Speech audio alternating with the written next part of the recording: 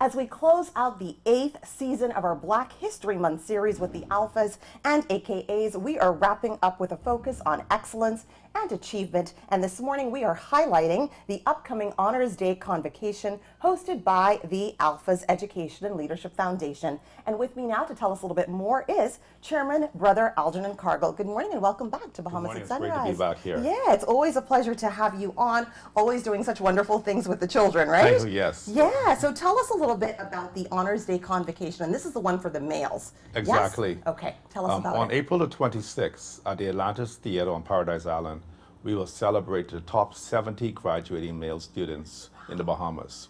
The program recognizes academic excellence as well as leadership skills. And we've asked all of the schools in the Bahamas to nominate their top 2 male students. And now we have a great group of 70 young men, all striving to better their education, but mostly to network with the Bahamas Alphas Educational and Leadership Foundation.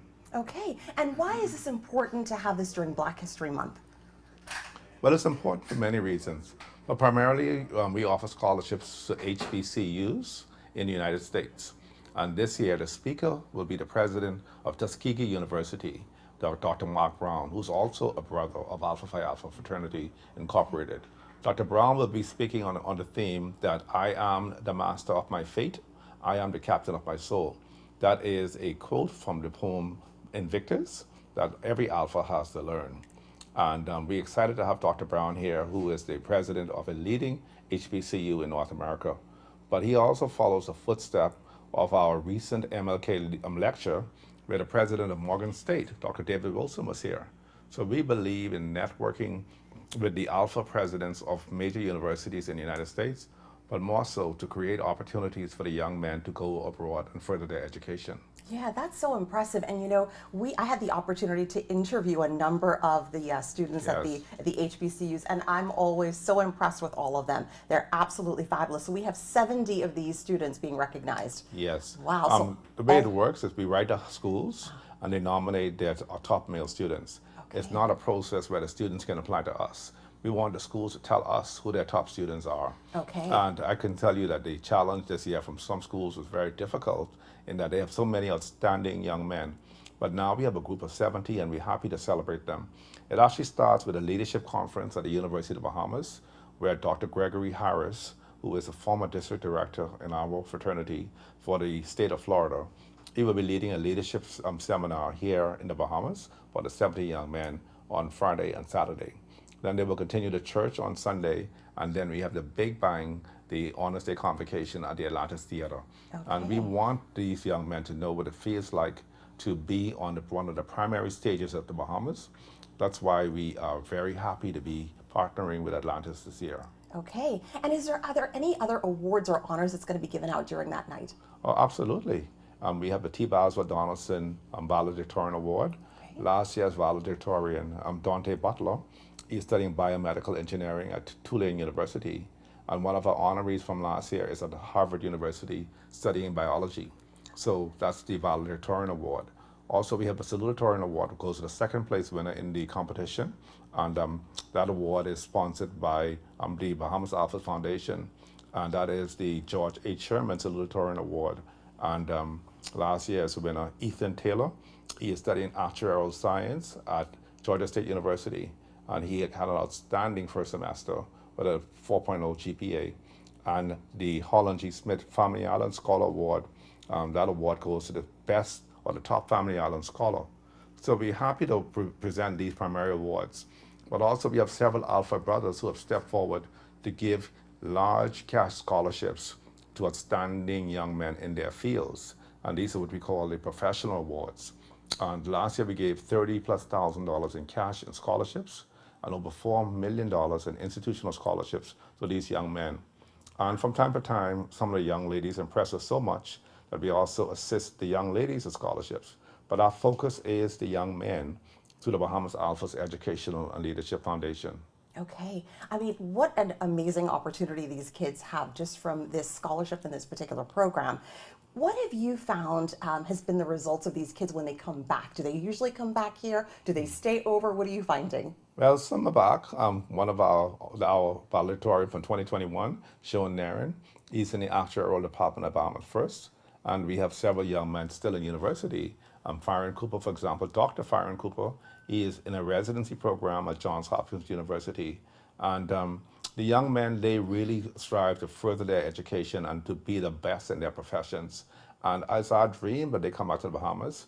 It's not mandatory, but certainly we want them to build the bridge for other young men behind them. Yeah. And the Bahamas, obviously, we have well, I would say a brain drain issue with young people going away, and the majority don't come back.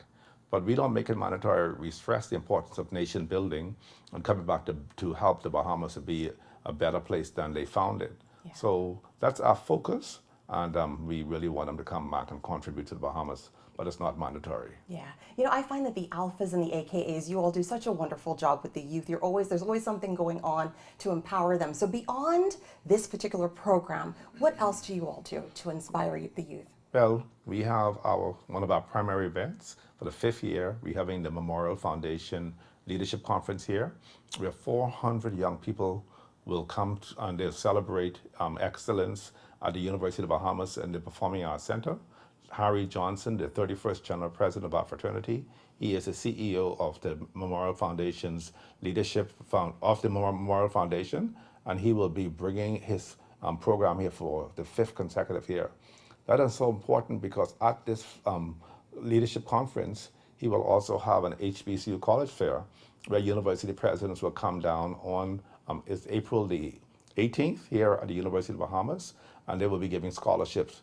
The students were so excited last year that the presidents were actually vying and competing to give scholarships to students. Wow. And several students left that event with full ride scholarships to several universities in the United States. Yeah. So we want the students to register. Now this one they can register for.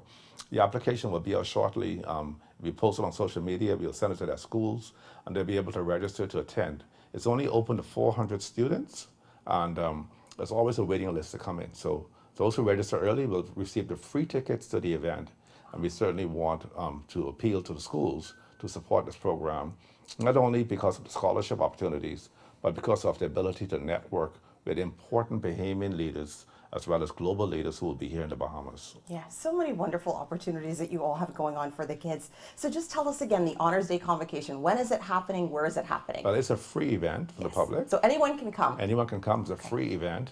It will also be carried live on Cable 12 as we have done for the past several years. Okay. It's on April the 26th at 2 p.m. at the Atlantis Theater on Paradise Island. Okay. And the parents really fill the auditorium. But we want to thank Corporate Bahamas. We have many leading sponsors from Corporate Bahamas who've come forward to sponsor this program. As a matter of fact, this year is our best year in appealing to Corporate Bahamas. But it's not too late. We appeal to Corporate Bahamas to support this program, not only because it recognizes academic excellence, but more so because we are nation building and creating opportunities for young men. We are the second largest provider of scholarships to young men outside the government of the Bahamas. And as I said, we gave $4 million last year, and we've actually given that amount for the past 5 years. And this is primarily through the networks we have developed with university presidents. And also we have a PWI, which is a predominantly white school, who's joined our program. Middle Tennessee State University, a Bahamian, Dr. Sidney McPhee, is the president there. And he also contributes to scholarships to our program also. In addition to the HBCUs that provide scholarships. All right. Well, listen, thank you so much for all of the work that you and your organization are doing. I mean, so many wonderful opportunities for the youth out there. So thank you so much. Thank you. And thank you very much. It was a pleasure to be here again. Absolutely. Ladies and gentlemen, you've been watching Bahamas at Sunrise. Be sure to check out the Honors Day Convocation. We'll be right back.